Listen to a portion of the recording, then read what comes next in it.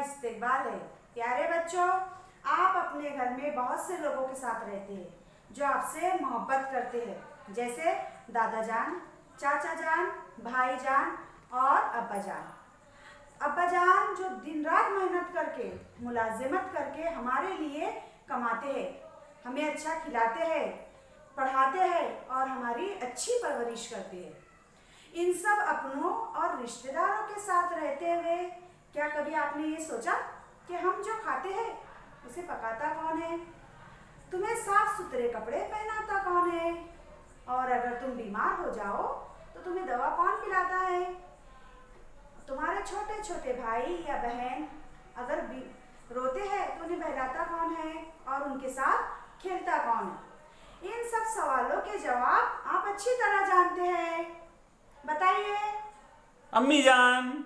हाँ, तो प्यारे बच्चों, आज हम ऐसी नज़्म पढ़ने वाले हैं जिसमें माँ, बहन और बेटी की समाजी और घरेलू हैसियत को वाज़ेह किया गया है।